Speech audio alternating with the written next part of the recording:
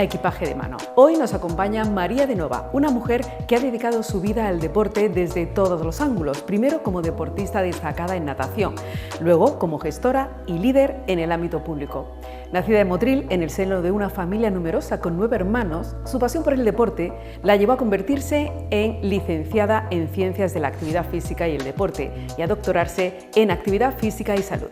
Ha sido la primera mujer en sacar el número 1 en las oposiciones al Cuerpo Superior Facultativo de la Junta de Andalucía y desde 2019 ha sido directora general de Sistemas y Valores del Deporte, dejando un legado marcado por iniciativas clave como el Plan Andaluz de Prescripción del Ejercicio Físico y el programa CEDA, reconocido por la Casa Real. Hoy, tras cerrar esa etapa, mira al futuro con nuevos proyectos, pero siempre con el deporte como pilar esencial. Con nosotros, una mujer de retos, logros y mucho corazón, María de Nova.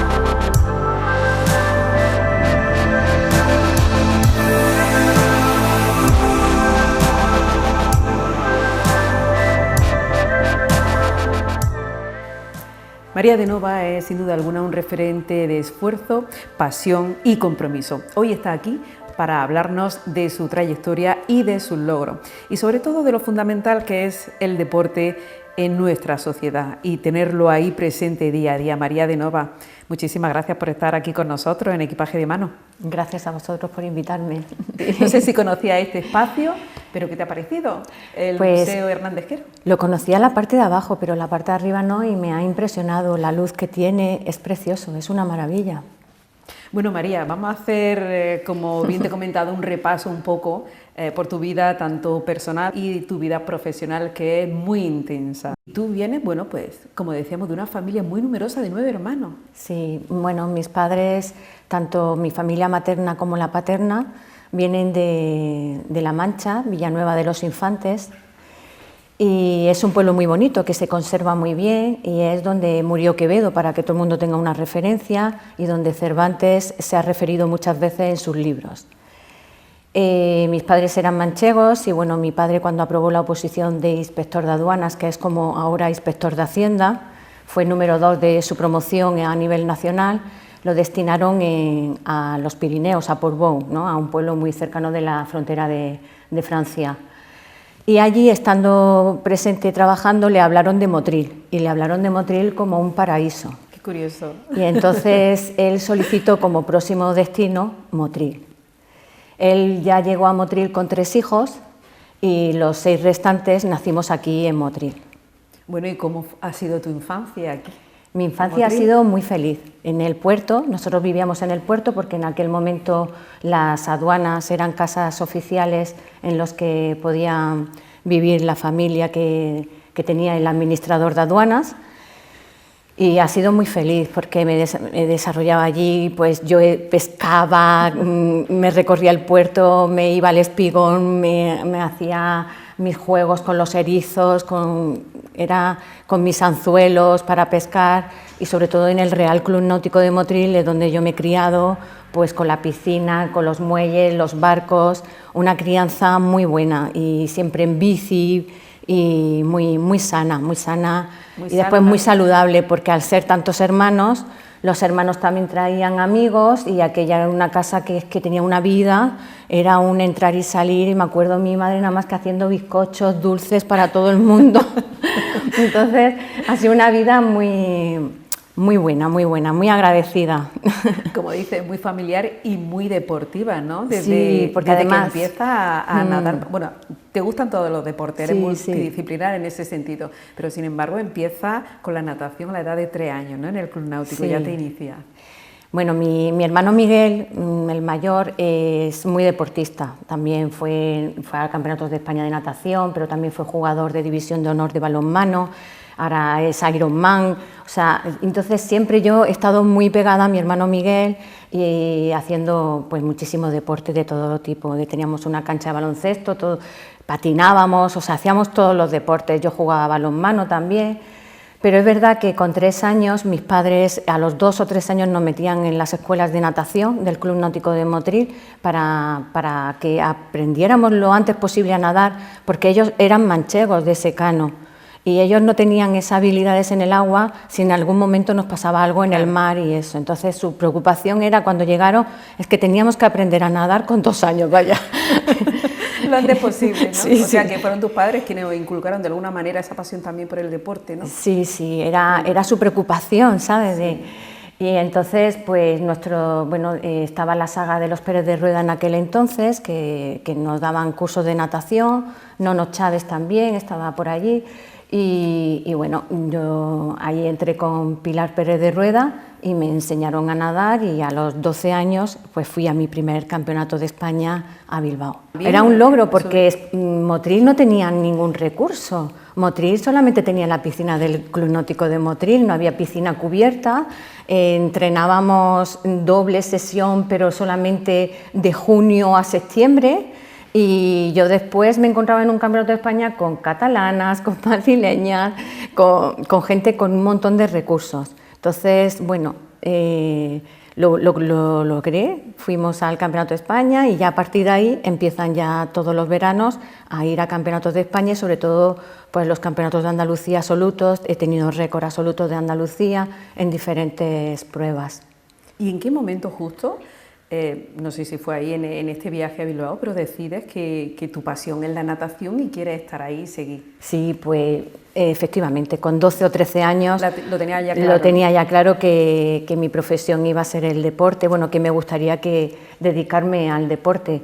Ten en cuenta que todavía no había facultades de Ciencia de Actividad Física del Deporte. Yo cuando llego están iniciándose esas facultades, y a los 17 años, cuando yo me presento a las pruebas para hacer la carrera, era la 7ª promoción, o sea que solamente tenía 7 años de vida esa facultad de Ciencia de la Actividad Física del Deporte en Granada. Comentabas las dificultades que tenías en los entrenamientos, porque claro, con 18 sí lograste ser subcampeona de España. Sí, Bilbao marca un punto, un antes y un después, porque ya ahí es cuando me veo con capacidad de tener un rendimiento deportivo alto a nivel nacional.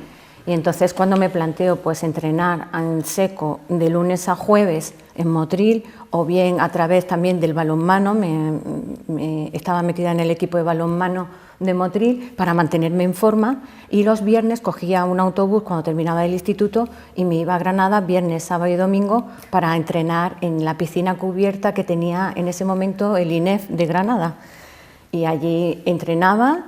Y el domingo por la tarde me volvía a Motril a seguir con pues, mi vida de estudiante de instituto y eso. Entonces, a los 18 años que ya empecé con primero de universidad y tenía todos los medios, fue cuando me quedé subcampeona de España. Te hemos visto desde siempre en la actividad deportiva, María de Nova, bueno, sí. apareciendo en todos los medios de comunicación. Sí, salía El Ideal, aquí en el Faro, como es lógico, sí, aquí en Motril. En la televisión también te teníamos ahí muy presente. Es verdad, en la televisión claro estoy desde chica, que he visto algunas cosas que me han mandado, digo, ¡ay, madre mía! Que ya la trayectoria también de Telemotril es de 35 años que hacemos precisamente ahora. Sí, es verdad, no me acordaba yo, pero es verdad que había televisión Motril y me hacía grabaciones y... La verdad es que fue una época muy bonita, además que yo me centré mucho en el entrenamiento y en mis estudios, no era una chica de salir por las noches, sino que lo tenía todo muy claro, ya desde pequeña, lo que más o menos quería hacer en mi vida. ¿Y no te resultaba muy complicado eso de compaginar los estudios, el deporte? Porque me imagino que serían muchas horas también de entrenamiento. Sí, lo que pasa que yo hacía que de lunes a jueves era estudiar y ya de viernes a domingo era para entrenar y es lo que aprovechaba más, ¿no? Ya una vez que empiezas con 18 años en la carrera, sí que efectivamente es una complicación. Yo, como lo tenía todo allí en la Facultad de Ciencias de la Actividad Física y el Deporte, donde lo que era el INEF de Granada, allí yo entraba a las 8 de la mañana, a las 7 de la mañana a entrenar en agua, a las 8:30 ya empezaban las clases, al mediodía hacía pesas y por la tarde a las 7, de 7 a 10 de la noche, entrenaba otra vez 3 horas. Entonces sí que era pues podía hacer una media de 12.000 metros diarios nadando, más las pesas. Una vida muy organizada, ¿sigue siendo ahora tan organizada como antes? Sí, es que el deporte marca unos valores que al final te van a condicionar cómo va a ser tu personalidad en la vida. Tu constancia, tu esfuerzo, tu perseverancia, tu disciplina, la disciplina. Por eso la importancia del deporte y de inculcarlo desde joven, que ya hablaremos un poquito más adelante. Pero, por ejemplo, decías que a los 17 años decidiste presentarte a las pruebas de acceso a la Facultad de Ciencias de la Actividad Física y el Deporte, pero la mayoría eran chicos, ¿no? Sí. Estabais solamente 13 niñas. Bueno, esa prueba la superaste con creces, ahí la superaste muy bien, holgadamente, ¿no? Bueno, voy a contar una anécdota porque es que mi madre, como éramos muchos, pues nos metía muchas veces en el colegio, pues yo con mis hermanas. Entonces, por eso yo empiezo la universidad con 17 años. Yo iba un año adelantada. Entonces yo con 17 años me encuentro de pronto en unas pruebas que estuve preparándome con Paco Chávez. Además de llevar mi entrenamiento de natación, pues me preparaba las pruebas específicamente, que eran muy duras. Hay gente que repetía todos los años para intentar entrar. Entonces me preparé las pruebas con él y me encontré en un panorama de que eran todos hombres, solamente muy poquitas mujeres y sobre todo muy mayores, eran de 22 a 25 años, éramos 80 y de 80 solamente había 13 chicas y yo era la más chica y siempre me han llamado la niña, la niña. Lo que pasa es que eso con el tiempo ya te vas dando cuenta de que ya no eres la niña, ya al revés, ya cuando voy a mi trabajo digo, oye, es que yo ya soy ya la mayor. Pero sí. ¿Y te sentiste en un momento intimidada o algo? No. No. A la hora también, porque tan joven, pues tenía un poco que demostrar tu valía, ¿no? En ese sentido. Pero bueno, ahí te arroparon muy bien, ¿no? Mucho cariño. A lo mejor en el trabajo, que después hablaremos, sí que he encontrado, porque también fui la primera mujer que entró en el Cuerpo Superior Facultativo de la Junta de Andalucía en materia de gestión deportiva, y ahí sí que tuve una entrada muy curiosa, que ahora mismo sería imposible que se hablara de esos términos, pero sí fue para mencionarlo, vaya. Desde el principio, María, tu foco no solo fue la enseñanza o el entrenamiento, como hemos dicho, sino también la gestión deportiva, ¿no? ¿Por qué decides encaminarte hacia este ámbito? Bueno, ya a medida que iba pasando la carrera, yo sabía que, bueno, que la enseñanza no creo que me gustara, pero que el entrenamiento deportivo sí que me gustaba, porque venía de ello, venía de haber entrenado, de tener... Pero también sé que no se vive del entrenamiento deportivo, es que en deporte no. Entonces, casi todo el mundo, si tú te fijas, cuando los licenciados en Ciencias de la Actividad Física y el Deporte, el 90% son docentes de educación física, se dedican a la enseñanza, porque es lo más rápido, porque, bueno, hace una profesión, tiene un sueldo en condiciones. Pero yo, en cuarto de carrera, cogí la especialidad de Derecho Deportivo y me apasionó. Por el profesor, que la daba muy bien, catedrático de Derecho Administrativo en la Universidad de Granada, y después tenía muchísima experiencia en el mundo deportivo, del mundo del dopaje, y me encantó. tanto que saqué matrícula de honor, y él fue el que apostó porque yo me dedicara a la gestión y seguí sus pasos. María, el gran punto de inflexión llegó cuando, siendo madre de 2 hijos pequeños, el profesor, como bien dice, me imagino que es el que te animó, ¿no?, para las oposiciones del Cuerpo Superior Facultativo de la Junta de Andalucía. Lo recuerdo como uno de mis mejores días, ¿eh? Puede estar el que me casé o el que tuve un hijo, pero ese, porque ese lo creas tú sola, ¿sabes? Es tu amor propio. El que se presenta a una oposición complicada es un acto de voluntad, porque tú haces todo el esfuerzo y no sabes lo que va a pasar. Y te llevas muchas horas y muchos días y muchos meses, incluso años. Entonces, para mí, el prepararte a una oposición buena es un gran acto de voluntad. Pero encima, si tienes 2 hijos, ya que tenía Pablo 2 años y Javier 5 años cuando yo aprobé la oposición, yo era dándole el pecho con 4 meses y estudiándome la Constitución española. Yo llegué a esas oposiciones porque me presentaba a varias plazas que salían en diferentes ayuntamientos, como Motril, Granada, Benalmádena, y daba la curiosidad de que cuando había una plaza me quedaba la segunda. Nunca he suspendido una oposición, pero cuando había 2 plazas me quedaba la tercera. Nunca había sitio, ¿no? Nunca. Entonces yo ya en ese momento me encontraba pues cerca de los 30 años y un poco frustrada. Estaba dando clases en el Carmelo como profesora de educación física, pero no me gustaba la docencia. Estaba un poco como que no encontraba mi sitio. Y entonces fue cuando acudí a mi profesor otra vez, de catedrático de Derecho, Ignacio Jiménez Soto, y me dice: María, tu oposición es la de la Junta de Andalucía, Cuerpo Superior Facultativo, no solamente hay 4 plazas, pero es que se encaja a lo que tú quieres y a lo que. Y efectivamente eran 150 temas, de los cuales 50 de derecho deportivo, derecho administrativo, derecho constitucional y muy centrado en lo que es la materia deportiva. Y me presento y además consigo el número 1 y además soy la primera mujer que entra a la Dirección General de Deportes. Ten en cuenta que esa Dirección General, años después, es donde me llaman para dirigirla. Entonces, todo como el círculo se cierra, ¿no? Pero mientras estaba, cuando apruebas esas oposiciones, trabajas en deporte, en empleo, en comercio, en educación. Lideraste equipos, como me comentabas, de hasta 700 personas. ¿Cuál fue el mayor aprendizaje que te dejó esa etapa fuera del ámbito deportivo? Me comentabas que en el empleo ahí fue una etapa también muy bonita y enriquecedora. Muy bonita. ¿No? Bueno, es que en la Junta de Andalucía, cuando tú entras los 2 años te dedicas a tu materia, pero después haces cursos y yo ya no solamente Cuerpo Superior Facultativo, sino Administración General, ya puedo trabajar en cualquier ámbito de la Administración.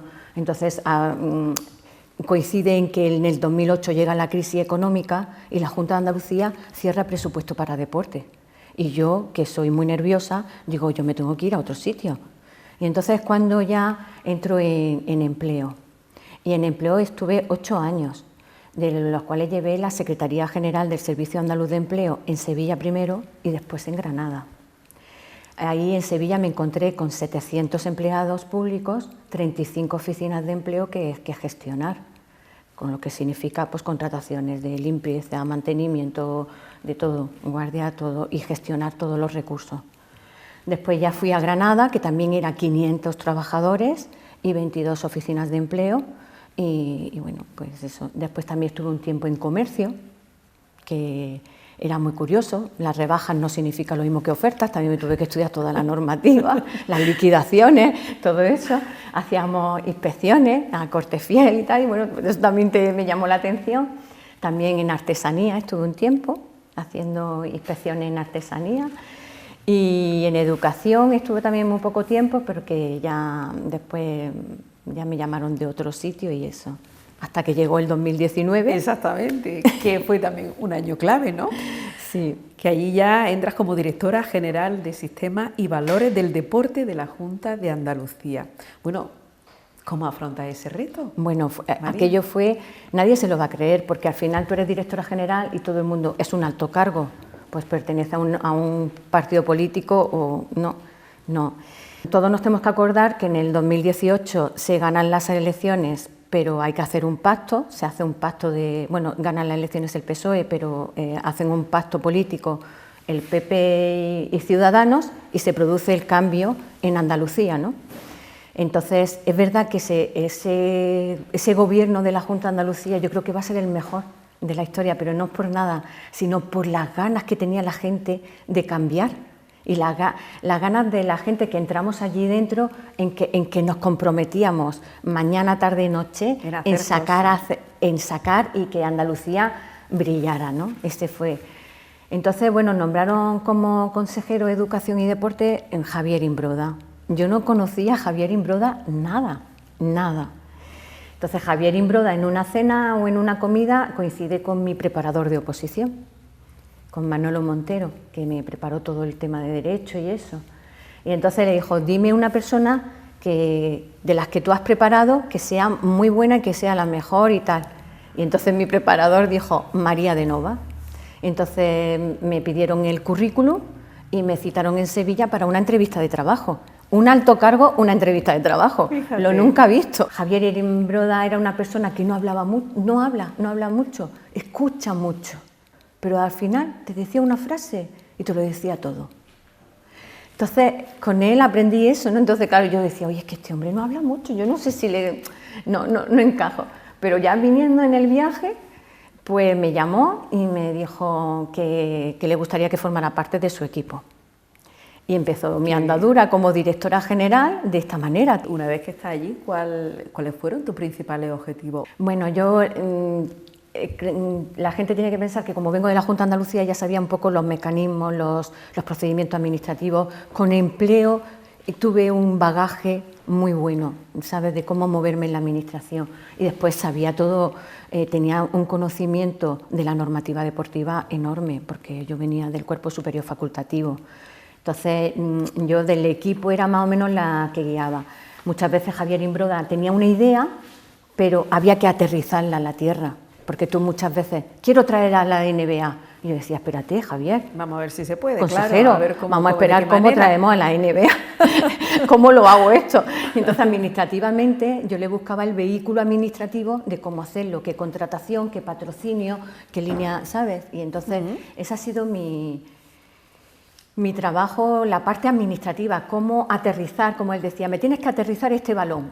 Pues ya empezamos a sacar líneas de subvención, de ayudas a federaciones, a clubes, a discapacitados, que no había ninguna, a mujeres, que desde que yo me voy, desde que yo ya no estoy allí, ya no han vuelto a salir, de mujeres, para mujeres, que conciliaran su vida familiar con su vida deportiva, porque teníamos un caso de mujer que de pronto está brillando, que es campeona olímpica, se queda embarazada y todos sus patrocinadores se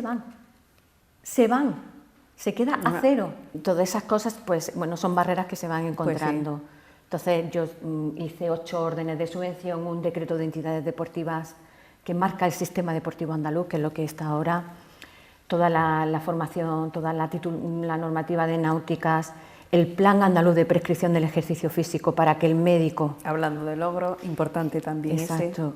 Para que el médico pudiera prescribir el ejercicio físico, y el protocolo de protección de menores ha sido mi último trabajo para que los menores se encuentren en entornos seguros en la práctica deportiva. Fue publicado el 18 de noviembre, antes de que yo me fuera de la Dirección General. El programa de conciliación educativa y deportiva. Ay, ¿verdad? Se me ha olvidado en Cádiz. Súper importante. Ese es el que marca. Premiado por la Casa Real, ¿no? Ahí lo tenemos. Bueno, el CEDA, se le llama CEDA porque son Centros Educativos de Excelencia Deportiva de Andalucía. Y hay en 6 provincias estos centros y hay 13 modalidades deportivas, ¿no? Entonces, ahí se concilia la vida educativa y deportiva para bachillerato y FP y formación profesional. Entonces, de ahí hemos sacado a María Ordóñez, que ahora mismo ha sido campeona del mundo, pues ella viene de un CEDA. Tenemos a muchísimos deportistas en Andalucía que han empezado con el CEDA y después, en poco tiempo, han conseguido resultados a nivel internacional y a nivel olímpico importantes. Llega al Consejo Superior de Deporte este programa, y la Casa Real, que es quien otorga estos premios, Pues en el 2020, son del 2021, pero entregaron el premio en el 2022. Y para mí pues fue, esto es mi regalo que me hicieron, el Premio Nacional de Deportes y entregado por la Casa Real, otorgado por la Casa Real. Qué satisfacción más grande, ¿no? Que se vayan realizando pues, todo lo que tú tienes también en mente, luchando por ello, porque eso me imagino que será un trabajo también un trabajo muy arduo. enorme. Para mí el decreto de entidades deportivas, ten en cuenta que son 2 años de trabajo. El Plan Andaluz de Prescripción del Ejercicio Físico son otros 2 años. El protocolo 1 año y medio. ¿Por qué? Porque hay muchos procedimientos administrativos, porque tienes que tener un consenso de todas las entidades, de los entes sociales, y que todo el mundo, por ejemplo, el protocolo de protección menor, pues tiene que tener un consenso de la Consejería de Educación y la de Inclusión Social. Tienes que trabajar conjuntamente. Claro, el Plan Andaluz de Prescripción del Ejercicio Físico tiene que tener a la mano de salud. Es importantísimo, si no tienes salud no llegas a ningún lado. Entonces, para mí una buena gestión es una gestión de alianzas, porque es que tú sola no vas a conseguir nada.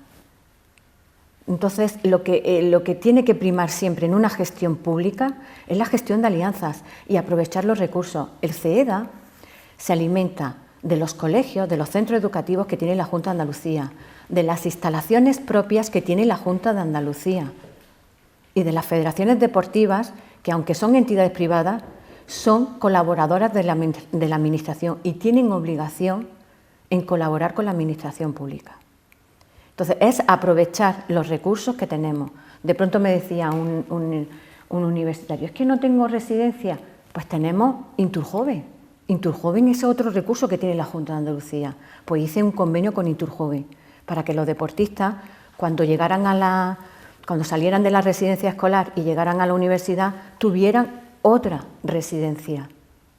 Y que si querían hacer entrenamiento en altura, hay un Inturjoven en Sierra Nevada, pues se va. Entonces hice un convenio de Inturjoven por toda Andalucía, para que cualquier deportista de élite tuviera residencia en cualquier sitio. Qué bien. Además, durante tu gestión, como bien dices, has trabajado en reforzar esa colaboración, ¿no? Y sobre todo con las federaciones deportivas andaluzas para lograr un mayor número histórico de presupuesto deportivo. Sí. Cuando llegué estaban en 4 millones y yo los dejé con 7 millones y teníamos 400.000 licencias y me fui con 600.000 licencias federativas. Hay un hecho que marca mucho en deporte, que es el COVID. No nos equivoquemos, la pandemia fue un punto de inflexión para la ciudadanía. La ciudadanía a partir de ahí valoró lo que es el movimiento y lo importante que es moverse todos los días, a todas las edades. Porque es que si no vas perdiendo, esto es como la máquina. Cuando tú no la mueves, se va quedando encajada, que no, tienes que engrasarla y tienes que, pues aquí, cada vez que vayamos cumpliendo años, en Carni, tenemos que movernos más. Y no es que seas la deportista de alto rendimiento, pero sí andar todos los días, correr o hacer un poquito de pesas. Y entonces el COVID eso hizo mucho. Y después la normativa que colaboré con Salud, fomenté mucho el deporte federado. Si tú tenías una licencia federativa, podías salir los fines de semana a competir. Y entonces todo el mundo se federó. Sí, es que había mucha gente que tenía las federaciones desconocidas, no sabían lo que te ofrecía una federación. Y una federación, el que va a hacer senderismo, te está ofreciendo una federación un seguro, que si tú te pierdes en la montaña, con ese seguro van a llamar a la Guardia Civil de la montaña y te va a rescatar. Es que las federaciones deportivas tienen eso. Y hasta que no llegó el COVID y empecé a meter en la normativa que tenías que estar federado para poder salir y tener tu licencia federativa y tu seguro de responsabilidad civil y tu seguro deportivo, pues no podías ir a la calle. Promueve el deporte y practica el deporte. Sí, para mí correr significa mucho, pero no solamente para mantenerme físicamente, sino psicológicamente, tener un equilibrio, ir superando mis obstáculos. Me encanta salir a correr a las 6 de la mañana porque programo mi día, planifico mi día y es una forma de meditación. Además no me gusta salir a correr con cascos ni con música, sino el escucharme, escuchar mi respiración, escuchar quién viene, quién no viene, o tu momento de silencio, tus respiraciones, tu interior, cómo va. Entonces es una forma de meditación, ¿no? De tener un poco tu equilibrio a nivel físico, psíquico, social. Entonces tu día a día comienza a las 6 de la mañana, María. Sí, comienza pronto y corro, o bien después también me gusta ir al gimnasio 2 o 3 veces en semana para hacer un poco de pesas y también medito todos los días un poquito. Todas las personas deberíamos de coger un hueco en el día, ¿no? Sí. Y ponernos, bueno, pues lo que nos apetezca en ese momento, ¿no? Cualquier tipo de ejercicio, como bien dice, incluso caminar un ratito, que eso es súper importante. Sí, con 20 o 30 minutos Pasear. al día una persona se mantiene, ¿eh? No hace falta 2 horas, no. Y sobre todo porque cuando te puede venir una enfermedad, pero la afrontas de otra manera. Me imagino que te cuidas de la alimentación, ¿no? Bueno, pues sí, pero también soy muy disfrutona, ¿eh? Me gusta comer, Pero comer y un buen vino, ¿no? Y todo, ¿no? Sí. Sí, pero sí, me gusta mucho cuidarme y seguir unas pautas, pero después si viene un fin de semana y hay que disfrutar, soy muy disfrutona, también te lo digo. Bueno, y la moda, también sé que te gusta la moda, siempre va Sí. guapísima, muy elegante, ¿no? Muchas gracias, sí. Y tenemos por aquí una revista precisamente. Sí, bueno, eso que sí, me una gustaría anécdota que me ha mostrarla. pasado. Cuenta la anécdota. En Sevilla he conocido a mucha gente que es fuera de la Junta, pero que se dedica a la moda, a diseñadores de moda. María, la he cerrado y ya no sé dónde. Yo sí te lo digo, no te preocupes. Me invitaron a la gala, Aquí. a una fiesta de la revista Elle, sí, esta soy yo, con Leandro Cano, el diseñador de moda, ¿no? Bueno, me invitaron a la gala Elle y fuimos con unas amigas. Y bueno, lo normal es que en la revista saquen a gente conocida y gente famosa, ¿no? Pero la directora de la revista Elle se acercó a mí y me dijo, es que me encanta cómo vas, qué combinación de colores. Claro, te estoy hablando de que esto fue el año 22 y era una combinación de un pantalón rojo anaranjado junto con una blusa que era rosa pero tirando a morado, ¿no? Esta mujer le encantó y me puso allí en el fotocall, y Leandro Cano, que es un gran amigo, que ella me invitó también a París, a la Semana de la Moda de París, Leandro Cano, que fue increíble, eso fue otra experiencia que viví, fue además en la Embajada de España en París, que son tapizados de Goya, y fue una experiencia increíble. Y entonces dijo Leandro, pues va a ser mi pareja. Y entonces allí que me coloqué yo y ya está. Bueno, yo me hice la foto, pero yo no sabía nada. Y de pronto me dicen que María, que sales en la revista Elle. Digo, ¿yo? ¿Que salgo en la revista Elle? Entonces dije, pues nada. Y compré 2 ejemplares, uno para mi madre y otro para mí. Digo yo, mi madre me tiene que ver. Claro que sí. Porque mi madre también ha sido muy sencilla pero muy elegante, y siempre le ha gustado tener en casa pues revista Elle, Telva, le gustaba mucho. ¿Alguien que te haya impactado, no sé, por su manera de ser? No tiene que ser realmente famoso, sino una persona que merezca la pena haber conocido, ¿no? Como persona realmente.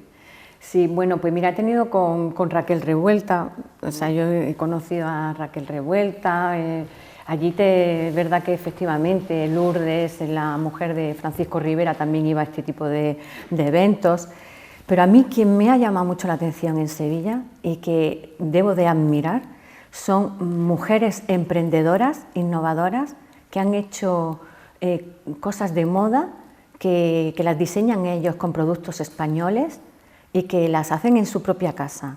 Y te pongo de ejemplo, bañadores Gogana, que es Susana, mi amiga Susana.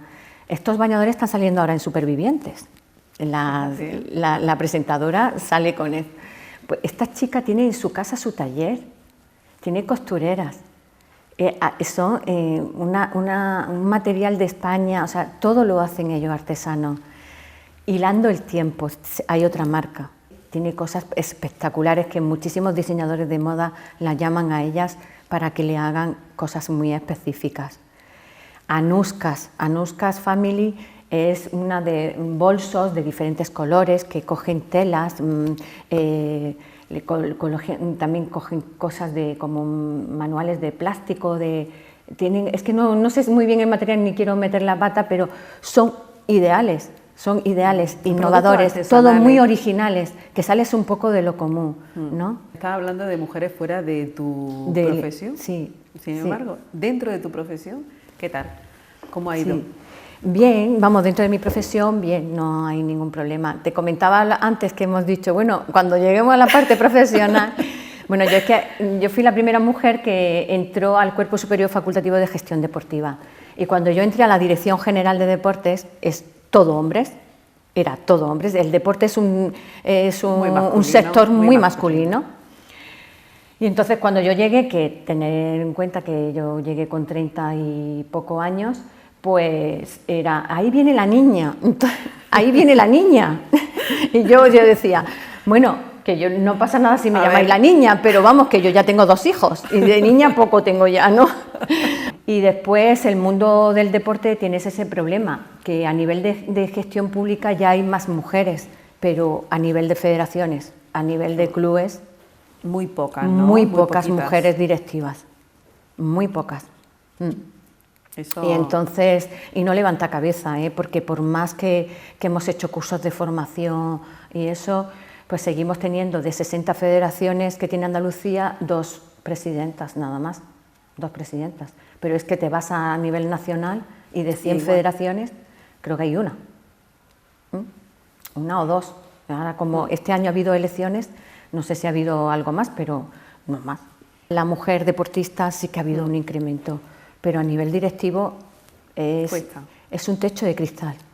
Y después de 6 años liderando el deporte andaluz, decides cerrar esta etapa profesional. Sí. ¿Fue una decisión difícil? ¿Cómo llegaste a ese punto de tomarla? Pues fue una decisión personal muy meditada y ya había pasado por 4 consejeros. Yo he estado con 4 consejeros y bueno, en ningún momento ellos querían continuar con nosotros y tanto el presidente de la Junta de Andalucía quería mantener el equipo. Pero bueno, hay un momento en que yo ya llevaba un año pensándomelo. También hay un hecho que pasa en mi casa, a nivel de salud, que te marca un poco. Y bueno, y aunque yo en el momento que sucede ese problema de salud lo pongo en conocimiento a mi consejero y pongo a disposición mi cargo porque me va a suponer una carga adicional a lo que era mi vida normal y que va, el consejero, no, tú no te vas. O sea, yo nunca he tenido ningún problema en ese sentido, pero ya era yo un momento en que ya los recursos iban limitándose, mis ideas, yo soy una persona muy de crear mucho, de innovar, de hacer planes, de programas, ¿no? Y yo veía que ya ni los recursos me acompañaban. Entonces cuando tú ya te ves con un desgaste, cada vez te cuesta más irte a Sevilla y tú ves que tu etapa ha acabado. Tú mismo lo sientes interiormente. Mi etapa ha acabado, tengo que parar y ahora mismo estoy en una situación de parar, de transición, de pensar un poco cómo arrancar la siguiente etapa. ¿Te preocupa que los proyectos por los que luchaste puedan caer en el olvido? Me preocupa mucho porque eso lo he vivido ya en la Administración. Yo ya llevo 22 años en la Junta de Andalucía y he visto pasar a mucha gente que ha hecho cosas buenas y cuando llega el siguiente, pues muchas veces no se piensa ni lo que se ha hecho, exacto, sino que se elimina porque lo ha hecho el otro, ¿no? Entonces, yo lo único que he pedido es que los programas se mantengan, que no lo echen a la tierra, que no... Entonces, bueno, yo ahora mismo veo que el programa CEDA de Conciliación Educativa y Deportiva tenía que haber salido en febrero en Boja para decir cuáles son los centros que tienen centros de conciliación educativa y deportiva y ya no han salido. No sé si saldrán más tarde o qué pasará. Entonces, lo que te quiero decir es que muchas veces los proyectos, todo el mundo, no, es un buen proyecto. No, es que la persona que está detrás del proyecto es buena. Es que los proyectos se mueven por las personas. Y programas, además que es con dinero público, que no es con recursos, que no supone mucho coste. Porque son recursos que tiene ya la Junta de Andalucía. Entonces, mantén lo que tiene bueno y luego crea algo más. Crea más. Gracias a Dios, pues y si no sería muy aburrida la vida, todo tiene una mejora continua. Entonces tú lo que tienes que ir mejorando continuamente, pero no lo elimines una cosa que está funcionando, ¿no? Por ejemplo, la línea de mujeres, que era una línea muy bonita de subvenciones, pues no sé lo que pasará.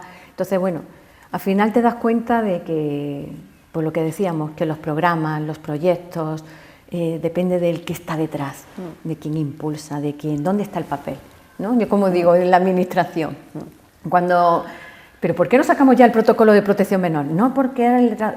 ¿Dónde está el letrado? ¿Dónde está su mesa para que yo me vaya? ¿Qué le pasa al papel para que pase? ¿Dónde está el atasco? ¿No? Yo le decía, ¿dónde está el atasco? Que yo me interese, y si hay que hacerlo rápido, pues se hace rápido. Pero eso de dilatar el tiempo, que se da mucho en la administración, depende de la persona que está allí, la que va haciendo el seguimiento a todas las líneas de subvención por donde van. Bien, es cierto que te estás tomando tu tiempo de pensar y de ver un poco, como decía, hacia dónde va encaminada tu futura etapa. Yo solamente he pedido de la cesantía, que se le dan a todos los altos cargos, y después debo de incorporarme a la administración pública.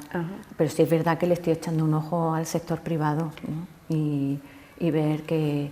Porque en realidad toda mi carrera profesional ha sido la administración pública. María, tus hijos también han crecido viendo a una madre luchadora que ha roto barreras en el mundo del deporte y de la gestión. ¿Cómo crees que tu trayectoria profesional ha influido en ellos? Bueno, yo creo que ellos han vivido en una casa de que han visto cómo su padre y su madre han ido, pues uno planchaba, el otro cocinaba, el otro trabajaba, y ha habido épocas muy difíciles de conciliación cuando eran pequeños, porque yo estuve destinado un tiempo en Málaga y hacía ida y vuelta a Granada, y Paco era director técnico de la Federación Española de Natación y se iba todos los fines de semana de campeonatos, ha ido a campeonatos internacionales, a Juegos Olímpicos. Y bueno, yo te contaba antes la anécdota de que ha habido momentos en que quedábamos en una gasolinera y nos cambiábamos los niños de coche. Fíjate. Pero eso no teníamos tantas ayudas ni tanto tiempo de maternidad. Antes nos teníamos que incorporar muy pronto y los hombres no tenían nada. Yo me acuerdo 3 días que le daban a Paco. Y encima me puse de parto el viernes por la tarde, pues sábado, domingo, el lunes. Ha sido muy difícil conciliar la vida. Yo creo que todavía es difícil, pero en aquella época, hace 30 años, que mi hijo va a cumplir ahora, mi hijo tiene 28 y el otro 25, Pablo y Javier, ¿no? Entonces ahora tienen 28 y 25 años, pero en aquella época que yo estaba en máximo también rendimiento, tenía jefatura, eran puestos de libre designación de la Junta de Andalucía. Y era complicado, muy complicado, de cómo organizar toda la casa y a la vez tu marido también en un puesto de responsabilidad a nivel de natación a nivel nacional. ¿Qué valores has intentado inculcarle a tu hijo desde tu experiencia personal y también profesional? Pues mira, la constancia, el esfuerzo, la perseverancia, el practicar deporte. Son unos chicos que son buenas personas, y es lo que no tienen mal fondo para nada, y para mí, y después son buenos estudiantes, han sacado sus carreras y todo ha ido bien, ¿no? Bueno, de padre deportista, ¿alguno de tus hijos también ha seguido en la misma línea? Bueno, Pablo ha querido seguir, y fue jugador de fútbol, estuvo en el Reino Unido a nivel semiprofesional, a la vez que estudiaba económica allí. Pero bueno, él es verdad que sigue practicando mucho deporte. Que quede constancia, ¿no?, de esa importancia del deporte, y qué se podía, desde tu punto de vista, hacer más. Pues mira, se publicó el Plan Andaluz de Prescripción del Ejercicio Físico y está publicado en Boja y bien. Y yo creo que ahora mismo estamos en un punto en que la ciudadanía está concienciada, y los profesionales sanitarios y los profesionales del deporte también están concienciados. Pero ¿sabes quién no está concienciado? La propia administración pública. Porque debería de dotar más recursos. Porque lo que le va a suponer de ahorro sanitario, tener a toda la ciudadanía haciendo actividad física y deporte, le hicimos los números. Ahora mismo el Plan Andaluz de Prescripción del Ejercicio Físico, los 2 años que ha estado conmigo, se ha financiado con fondos europeos. De Europa, vienen de Europa a través del Estado. La Junta de Andalucía no ha puesto ni un duro. Entonces creo que la que no está concienciada es la Administración. Pero ahora mismo sería el momento justo de poner, es que no supone mucho dinero, sino poner un poquito de mira a ese plan andaluz de prescripción del ejercicio físico y que sirviera de una red. ¿En qué consiste realmente? Que los ayuntamientos crean una unidad activa de ejercicio físico y salud, y entonces el ciudadano, cuando va a su médico de familia y le dice, mira, tienes obesidad o tienes diabetes, te va a venir muy bien hacer una práctica cotidiana de ejercicio físico. Vete a la unidad activa de ejercicio físico, que tendrás a un licenciado en educación física y que te diseñe tu rutina. Entonces, yo creo que es el momento justo, porque la ciudadanía, ¿tú no te has fijado en la moda? La moda ha cambiado, la moda deportiva tiene una parte importante en todo el sector de moda, cómo te vistes deportivamente. Se crean ídolos, se crean personas de élite que te inspiran, que son tus mentores, ¿no? Entonces, es el momento justo de que la Administración le pusiera un poco de cariño a ese plan. Bueno, tenemos aquí unas cuantas cosas más que no me quiero dejar. Bueno, he traído mi bañador. Y tu bañador fantástico. Mi último bañador que me compré, que me pareció muy gracioso porque era una burbuja de Coca-Cola, pero es Chica Loca. Ahí no pone Coca-Cola, pone Chica Loca. Sí, que parece toda la sensación. Pone Chica Loca. Y ese fue el último bañador de competición que yo me compré.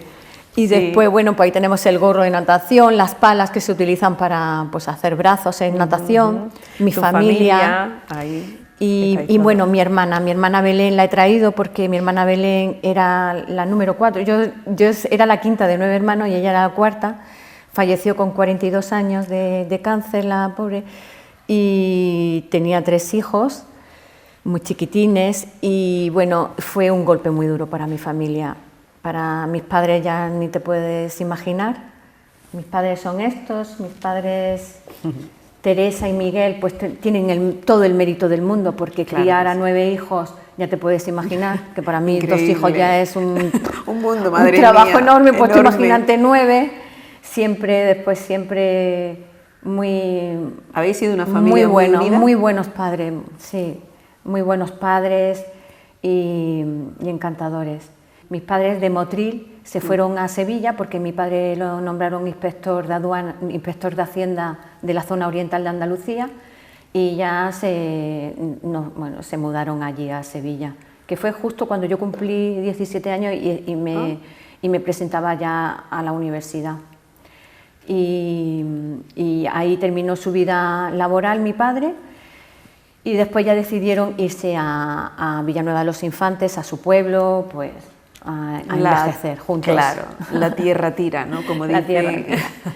Y bueno, entonces Belén, pues eso fue un punto de inflexión, porque la familia lo resintió muchísimo. La verdad que eso fue un antes y un después. Andalucía ahí en el gorro de natación. Sí, claro, porque para mí la vida de la Junta de Andalucía ha supuesto bastante. Después este es el libro que me estoy leyendo ahora, de Ana Ibáñez, de Sorprende a tu mente, y soy una apasionada de Julia Navarro. Este es el último que he leído, que es el último que ha escrito ella, y muy aconsejable, la verdad. Sí, que genial, esta mujer escribe muy bien y...